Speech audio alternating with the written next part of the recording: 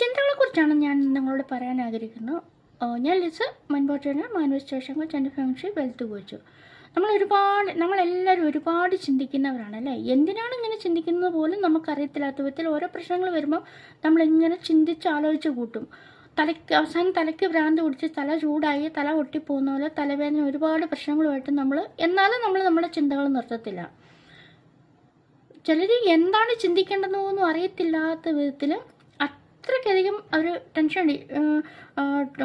ചിന്തിച്ച് ടെൻഷൻ അടിക്കും. ചിലർക്ക് ഉറക്കമില്ലാതെ ചിന്തിച്ച് ഉറക്കമില്ലാതെ ഇപ്പോൾ ഡോക്ടറെ കാണേണ്ട അവസ്ഥ പോലും വന്നിട്ടുണ്ടാകും. ഒരു മനുഷ്യൻ ഒരു ദിവസം ചിന്തിക്കുന്നത് 60,000-നും 70,000-നും ഇടയ്ക്കുള്ള ചിന്തകളാണ്. സയൻറ്റിഫിക്കലി ക്ലിനിക്കലി പ്രൂഫാണത്. അത്രയും ചിന്തകൾ ഒരു മനുഷ്യൻ്റെ തലച്ചോറിൽ കൂടി ഒരു ദിവസം കടന്നു പോകുന്നുണ്ട്. അതിൽ മിക്കതും ആ ചിന്തകൾ തന്നെ 2-3 തരങ്ങളാണ്. അവ റിച്ച് തോട്ടുണ്ട്, വേസ്റ്റ് തോട്ടുണ്ട്, ക്രിയേറ്റീവ് തോട്ടുണ്ട്. അതിൽ ഈ ചിന്തകൾ എല്ലാം തന്നെ റിപ്പീറ്റഡാണ്. ഒരു 95% ചിന്തകളും റിപ്പീറ്റഡായിട്ട് വന്നുകൊണ്ടിരിക്കുന്ന ചിന്തകളാണ്. അതിലൊരു 5% മാത്രമേ നമുക്ക് പുതിയതായിട്ട് പുതിയ ചിന്തകളായിട്ട് നമ്മളിലേക്ക് വരുന്നുള്ളൂ.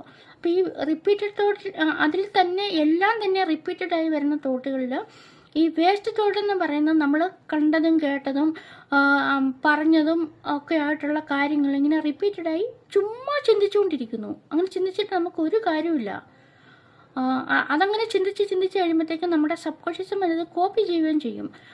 സിനിമ കണ്ടതും അയൽപക്കത്തു നിന്ന് കേട്ടതും പറഞ്ഞതും പത്രത്തിൽ കൂടി വായിച്ചതും ഒക്കെ ആയിട്ടുള്ള നെഗറ്റീവായിട്ടുള്ളതും ഒക്കെയുള്ള 90% നെഗറ്റീവ് തന്നെയായിരിക്കും. ആ ചിന്തകൾ ഇങ്ങനെ റിപ്പീറ്റഡായി നമ്മളിങ്ങനെ ചിന്തിച്ചുകൊണ്ടിരിക്കും. ചിലർ കണ്ടിട്ടില്ലേ, ക്യാൻസർ രോഗികളുണ്ടെങ്കിൽ അവരെക്കുറിച്ച് തന്നെയുള്ള ചിന്തിക്കുക, പറയുക, പോസ്റ്റ് ഇടുക, ഇതൊക്കെ ചെയ്തുകൊണ്ടിരിക്കുമ്പോഴത്തേക്കും നമ്മുടെ സബ് കോൺഷ്യസ് മൈൻഡാണ് അത് കോപ്പി ചെയ്യുന്നത്. ഇതാണ് ഈ വേസ്റ്റ് തോട്ട് എന്ന് പറയുന്നത്. നമുക്ക് ഒരാവശ്യമില്ലാത്ത ചിന്തകളാണ്. നമ്മളൊന്ന് കണ്ടു കേട്ടു, അത് അപ്പം തന്നെ നമ്മൾ റിജക്റ്റ് ചെയ്ത് അതിനെ വിട്ടേക്കണം. പിന്നെ നമ്മൾ അതിനെക്കുറിച്ച് ചിന്തിക്കുകയേ ചെയ്യരുത്. പിന്നെ രണ്ടാമത്തെ എന്ന് പറഞ്ഞാൽ ഒരു ക്രിയേറ്റീവ് തോട്ടാണ്. ക്രിയേറ്റീവ് തോട്ട് എന്ന് പറഞ്ഞിട്ടുണ്ടെങ്കിൽ നമുക്ക് എന്തെങ്കിലും ചെയ്യണം, ഒരു ബിസിനസ് ചെയ്യണം, അല്ലെങ്കിൽ ഇന്ന സ്ഥലത്ത് പഠിക്കാൻ പോകണം, നമുക്കൊരു വീട് വെക്കണം. ഇതൊക്കെ ഒരു ക്രിയേറ്റീവ് തോട്ടുകളാണ്. അപ്പോൾ ഈ ക്രിയേറ്റീവ് തോട്ടുകൾ എന്ന് പറയുമ്പോഴത്തേക്കും അത് നമ്മൾ ജീവിതത്തിൽ നമുക്ക് ആവശ്യമുള്ളതും നമുക്ക് വിജയിക്കാൻ വേണ്ടിയിട്ടുള്ള കാര്യങ്ങളെയാണ് നമ്മൾ നിരന്തരം ചിന്തിക്കുന്നതെങ്കിൽ അത് നല്ല കാര്യം തന്നെയാണ്. അത് പിന്നീട് നമ്മളെ ഒരു സക്സസ്സിലേക്ക് നമ്മളെ കൊണ്ടെത്തിക്കും. അപ്പോൾ ഈ ക്രിയേറ്റീവ് തോട്ടുകൾ നമ്മുടെ ജീവിതത്തിൽ നമുക്ക് നമ്മളെ ഉയരങ്ങളിലെത്താൻ സഹായിക്കുന്നത് പോലെ തന്നെ മറ്റുള്ളവരെ സഹായിക്കാനും നമുക്ക് ക്രിയേറ്റീവ് തോട്ടുകൾ നമ്മളെ ഒത്തിരി സഹായിക്കും.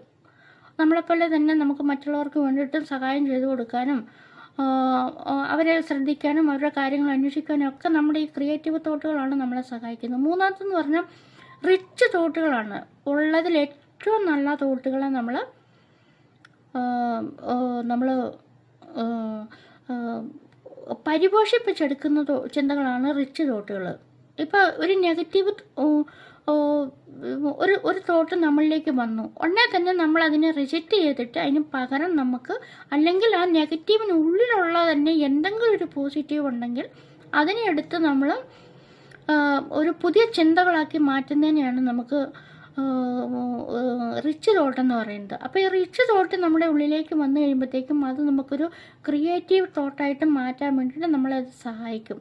നമ്മൾ എന്തിനാണ് ഇങ്ങനെ ഇതുപോലെ നമ്മളിങ്ങനെ ഈ കഷ്ടപ്പെട്ട് നമ്മൾ ചിന്തിച്ച് ഇതുപോലെ തലയ്ക്ക് ഭ്രാന്ത് പിടിപ്പിക്കുന്നത് നമുക്ക് തന്നെ അറിയാൻ സാധിക്കത്തില്ല. എന്തിനാണ് നമ്മളങ്ങനെ ചിന്തിക്കുന്നത് അറിയാൻ പറ്റത്തില്ല. നമുക്ക് എന്തെല്ലാം നല്ല കാര്യങ്ങൾ നമ്മുടെ ചിന്തകളിൽ കൂടിയാണ് നമ്മൾ അതായത് ബ്രെയിനിൽ ഉൽപ്പാദിപ്പിക്കുന്ന ഒരു ചിന്ത നമ്മുടെ മൈൻഡിൽ വന്ന് സ്റ്റോറായി അത് നമ്മളൊരു ഒബ്ജക്റ്റിലേക്ക് പകർത്തി കഴിയുമ്പോഴത്തേക്കുമാണ് അത് യാഥാർത്ഥ്യമായി മാറുന്നത്. അപ്പോൾ ഈ യാഥാർത്ഥ്യമായി മാറാൻ വേണ്ടിയിട്ട് നമ്മൾ ഈ വേസ്റ്റ് തോട്ടുകളെയും ഈ നെഗറ്റീവായിട്ടുള്ള ചിന്തകളെയും നമ്മൾ ഈ താലോലിച്ച് കഴിഞ്ഞിട്ടുണ്ടെങ്കിൽ നമുക്ക് നമ്മളുടെ ഉള്ളിൽ നെഗറ്റീവ് മാത്രമേ വരുള്ളൂ. നമുക്ക് ജീവിതത്തിൽ ഒരിക്കൽ പോലും ഉയരാൻ വേണ്ടി സാധിക്കത്തില്ല. എന്തെങ്കിലും ഒന്ന് ചെയ്യണമെന്ന് നമ്മുടെ ഉള്ളിൽ അതിയായ ആഗ്രഹം ഉണ്ടായിരിക്കും. പക്ഷേ ഈ ആഗ്രഹത്തെ പോലും മറച്ചിടുന്ന രീതിയിലാണ് നെഗറ്റീവ് ചിന്തകൾ നമ്മളിലേക്ക് കയറി വരുന്നത്. ചിന്തിച്ചാലൊരു അന്തമില്ല, ചിന്തിച്ചില്ലൊരു കുന്തവും ഇല്ലെന്നിങ്ങനെ പറയുന്നത് കേട്ടിട്ടുണ്ട്. എന്തിനാണ് നമ്മൾ ചിന്തിക്കുന്നത്? നമുക്ക് കിട്ടാനുള്ളതാണെങ്കിൽ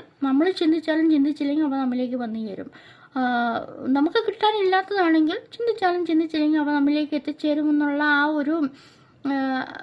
ഒരു ബാലൻസിങ് തോട്ടിലൂടെ നമുക്ക് മുന്നോട്ട് പോയി കഴിഞ്ഞിട്ടുണ്ടെങ്കിൽ നമുക്ക് ടെൻഷൻ ഇല്ലാതെ ജീവിക്കാൻ പറ്റും. ഈ ചിന്തകൾ നമ്മളെ കൊണ്ടുചെന്ന് എത്തിക്കുന്നത് ടെൻഷനിലേക്കും സ്ട്രെസ്സിലേക്കും ഡിപ്രഷനിലേക്കൊക്കെ ആയിരിക്കും. അപ്പം നമുക്ക് ആവശ്യമുള്ള ചിന്തകൾ മാത്രം നമ്മൾ തിരഞ്ഞെടുത്ത് നമ്മൾ ചിന്തിക്കണം. ഈ തിരഞ്ഞെടുത്ത് ചിന്തിക്കാൻ വേണ്ടിയിട്ടാണ് അനേകം ചിന്തകൾ ഇങ്ങോട്ട് വരുമ്പോൾ അതിനകത്ത് ഏതാണ് നല്ല ചിന്ത, ഏതാണ് മോശം തന്നെ എങ്ങനെ തിരഞ്ഞെടുക്കും നമുക്കറിയത്തില്ല. അതിനാണ് നമ്മൾ ഏതെങ്കിലും ഒരു നല്ല മെൻറ്ററുടെയോ ഒരു കോച്ചിൻ്റെ ഒരു ട്രെയിനറുടെയൊക്കെ കീഴിൽ നമ്മൾ അതിനെ അഭ്യസിക്കുന്നത്. അങ്ങനെ അഭ്യസിച്ച് കഴിയുമ്പോഴത്തേക്കും ഒരു നെഗറ്റീവ് ചിന്ത നമ്മളുടെ ഉള്ളിലേക്ക് വന്നു കഴിയുമ്പോഴത്തേക്കും അതിനെ എങ്ങനെ നമുക്ക് പോസിറ്റീവായിട്ട് മാറ്റാം, എങ്ങനെ ഡൈവേർട്ട് ചെയ്യാം എന്ന് നമുക്ക് പഠിക്കാൻ സാധിക്കും. ചിന്തകളാണ് നമ്മുടെ ജീവിതത്തെ ഭരിക്കുന്നത്. നമ്മുടെ മനസ്സിനെ ജയിക്കുന്നവൻ രാജാവാണെന്ന് പറയും. ഈ മനസ്സിലാണ് ഈ ചിന്തകളെല്ലാം വന്ന് സ്റ്റോർ ചെയ്യപ്പെടുന്ന സ്ഥലം. അപ്പോൾ ആ ചിന്തകളെ നമ്മൾ നിയന്ത്രിച്ചുകൊണ്ട് അതിൻ്റെ വഴിക്ക് ചിന്തകളുടെ ഒപ്പം നമ്മുടെ മനസ്സ് പാഞ്ഞു പോകാതെ നമ്മുടെ പുറകെ ചിന്തകളെ നമുക്ക് വേണ്ടി പണിയെടുപ്പിക്കുന്ന ഒരാളാക്കി നമ്മുടെ ചിന്തകളെ മാറ്റാൻ പറ്റും. നമ്മൾ വീട്ടിലിരുന്നുകൊണ്ട് നമ്മൾ ഒരു നിമിഷം നമ്മൾ എന്തെങ്കിലും ഒരു കാര്യം ചെയ്യുമ്പോൾ നമ്മുടെ മനസ്സ് നിൽക്കുന്നിടത്ത് നിന്നല്ല ചിലപ്പം ലോകരാജ്യങ്ങൾ മുഴുവൻ സഞ്ചരിച്ചിട്ടായിരിക്കും അത് തിരികെ വരുന്നത്.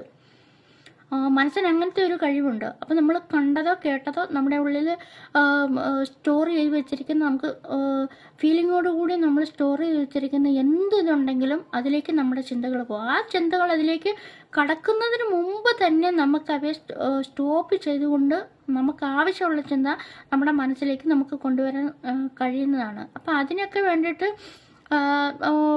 ഒരുപാട് ട്രെയിനേഴ്സും കോച്ചസുമാരും ഒക്കെ ഉണ്ട്. അപ്പോൾ അവരുടെയൊക്കെ കീഴിൽ കയറിയിട്ട് നമുക്കിതിനെക്കുറിച്ച് പഠിക്കാൻ സാധിക്കുന്നതാണ്. പിന്നെ മാത്രമല്ല നമുക്ക് ഈ മെഡിറ്റേഷനൊക്കെ ചെയ്യുവാണെങ്കിൽ നമ്മുടെ ചിന്തകൾക്കൊക്കെ ഒരുപാട് മാറ്റം വരുത്താൻ നമുക്ക് സാധിക്കും. നമ്മുടെ ചിന്തകളൊക്കെ ഒത്തിരി നല്ല റിച്ചായിട്ടുള്ള തോട്ടുകൾ നമ്മുടെ ഉള്ളിലേക്ക് കൊണ്ടുവരാൻ വേണ്ടി നമുക്ക് സാധിക്കും. അപ്പം എല്ലാവർക്കും അങ്ങനെയൊക്കെ സാധിക്കട്ടെ എന്ന് ഞാൻ ആശംസിക്കുന്നു. പിന്നെ ആർക്കെങ്കിലും ഇതിനെക്കുറിച്ചൊക്കെ അറിയണോ പഠിക്കണോ ഒക്കെ ചെയ്യുന്നുണ്ടെങ്കിൽ നമ്മുടെ ഗ്രൂപ്പിൽ നമുക്ക് അതിനുള്ള സൗകര്യം 1-to-1 സെഷനുണ്ട്.